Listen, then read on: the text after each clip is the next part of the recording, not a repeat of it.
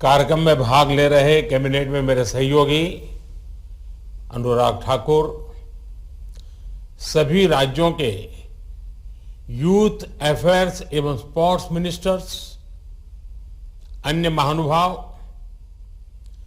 देवी और सज्जनों, मुझे खुशी है कि इस साल देश के स्पोर्ट्स मिनिस्टर्स की ये कॉन्फ्रेंस, ये चिंतन शिविर मणिपुर की धरती पर हो रहा है। नॉर्थ ईस्ट से निकलकर कितने ही खिलाड़ियों ने तिरंगे की शान बढ़ाई है, देश के लिए मेडल जीते हैं। देश की खेल परंपरा को आगे बढ़ाने में पूर्वोत्तर और मणिपुर का महत्वपूर्ण योगदान रहा है। यहां के सगोल कांगजई, थांगता,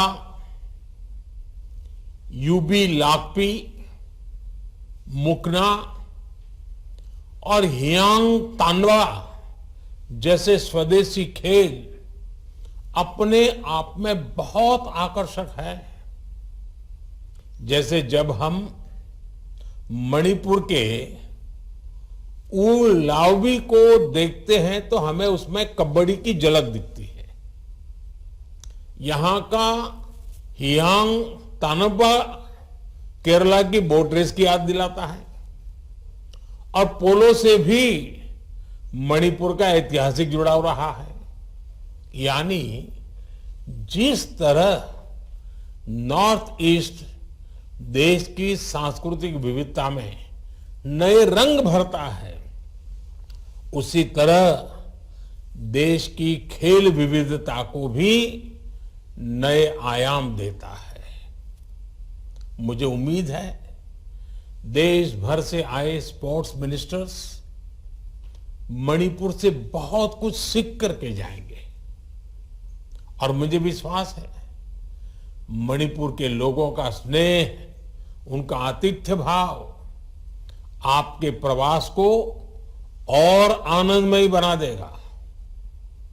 मैं चिंतन शिविर में भाग ले रहे सभी खेल मंत्रियों का, अन्य महानुभावों का स्वागत करता हूं, इस प्रयास का अभिनंदन करता हूं। साथियों, कोई भी चिंतन शिविर चिंतन से शुरू होता है, मनन के साथ आगे बढ़ता है और क्रियान्वयन पर पूरा होता है। यानी first comes reflection, then realization and then implementation and action. इसलिए इस चिंतन शिविर में आपको भविष्य के लक्ष्यों पर विमर्श तो करना ही है, साथ ही पहले की कॉन्फ्रेंस की भी समीक्षा करनी है। आप सभी को याद होगा इसके पहले जब हम 2022 में केवड़िया में मिले थे तब कई अहम मुद्दों पर चर्चा हुई थी। हमने भविष्य को ध्यान में रखकर रोड मैप बनाने और खेलों की बेहतरी के लिए इकोसिस्टम तैयार करने पर सहमति जताई थी। हमने स्पोर्ट्स सेक्टर में केंद्र सरकार और राज्यों के बीच पार्टिसिपेशन बढ़ाने की बात कही थी। अब इम्फाल में आप सभी ये जरूर देखें कि उस दिशा में हम कितना आगे बढ़े हैं।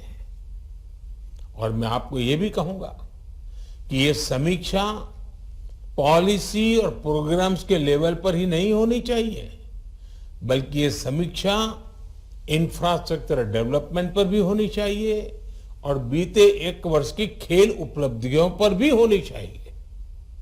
साथियों, ये बात सही है कि पिछले एक वर्ष में भारतीय एथलीट्स और खिलाड़ियों ने कई इंटरनेशनल स्पोर्ट्स इवेंट्स में अभूतपूर्व प्रदर्शन किया है।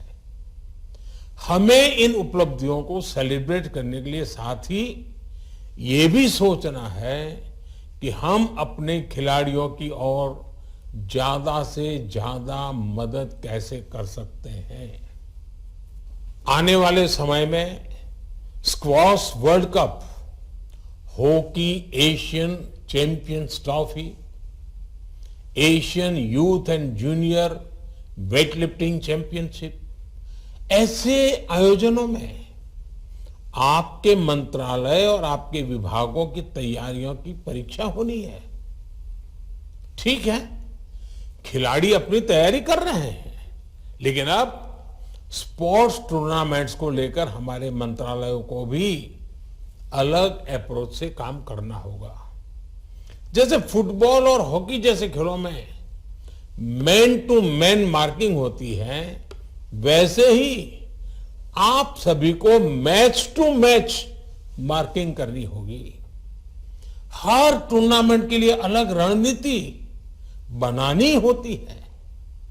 आपको हर टूर्नामेंट के हिसाब से स्पोर्ट्स इंफ्रास्ट्रक्चर, स्पोर्ट्स ट्रेनिंग, उस पर ज्यादा से ज्यादा फोकस करना पड़ेगा। आपको शॉर्ट टर्म, मीडियम टर्म और लॉन्ग टर्म गोल्स भी तय करने होंगे। साथियों, खेलों की एक विशेषता और होती है। अकेले कोई खिलाड़ी लगातार प्रैक्टिस करके फिटनेस तो प्राप्त कर सकता है, लेकिन बेहतरीन प्रदर्शन के लिए उसका लगातार खेलना भी जरूरी है। इसलिए स्थानीय स्तर पर ज्यादा से ज्यादा कंपटीशन हो, स्पोर्ट्स टूर्नामेंट्स लगातार चलते रहने चाहिए। यह बहुत आवश्यक होता है। इससे खिलाड़ियों को भी बहुत कुछ सीखने को मिलेगा। खेल मंत्री के तौर पर आपको यह सुनिश्चित करना होगा कि किसी भी खेल प्रतिभा की अनदेखी न हो। साथियों, अपने देश के हर प्रतिभाशाली खिलाड़ी को क्वालिटी स्पोर्ट्स इंफ्रास्ट्रक्चर देना हम सभी का दायित्व है। इसके लिए केंद्र सरकार और राज्य सरकार को मिलकर काम करना होगा। खेलो इंडिया स्कीम ने जिला स्तर पर स्पोर्ट्स इंफ्रास्ट्रक्चर जरूर कुछ बेहतर किया है, लेकिन अब इस प्रयास को हमें ब्लॉक लेवल पर लेकर जाना है। इसमें प्राइवेट सेक्टर समेत सभी स्टेक होल्डर्स की भागीदारी महत्वपूर्ण है। एक विषय नेशनल यूथ फेस्टिवल का भी है। इसे ज्यादा इफेक्टिव बनाने के लिए नए सिरे से सोचा जाना चाहिए। राज्यों में जो इस तरह के कार्यक्रम होते हैं, वो सिर्फ और औपचारिकता ना बने, इसको हमने बहुत बारीकी से देखना चाहिए। जब चौतरफा इस तरह के प्रयास होंगे, तभी भारत एक लीडिंग स्पोर्ट्स कंट्री के तौर पर स्थापित हो जाएगा। साथियों, स्पोर्ट्स को लेकर आज नॉर्थ ईस्ट में जो काम हो रहा है, वो भी आपके लिए एक बड़ी प्रेरणा है। स्पोर्ट्स इंफ्रास्ट्रक्चर से जुड़ी 400 करोड़ से ज्यादा की परियोजनाएं आज पूर्वोत्तर के विकास को नई दिशा दे रही है। इम्फाल की नेशनल स्पोर्ट्स यूनिवर्सिटी आने वाले समय में देश भर के युवाओं को नए अवसर देगी। खेलो इंडिया स्कीम और टॉप्स जैसे प्रयासों ने इसमें एक बड़ी भूमिका निभाई है। नॉर्थ ईस्ट के हर जिले से कम 2 खेलो इंडिया सेंटर और हर राज्य में खेलो India state centres of excellence की स्थापना की जा रही है। ये प्रयास खेल जगत में एक नए भारत की बुनियाद बनेंगे, देश को एक नई पहचान देंगे। आपको अपने अपने राज्यों में भी इस तरह के कार्यों को और गति देनी है। मुझे विश्वास है कि ये चिंतन शिविर इस दिशा में अहम भूमिका निभाएगा। इसी विश्वास के साथ आप सभी का बहुत बहुत धन्यवाद और मेरी बहुत बहुत शुभकामनाएं।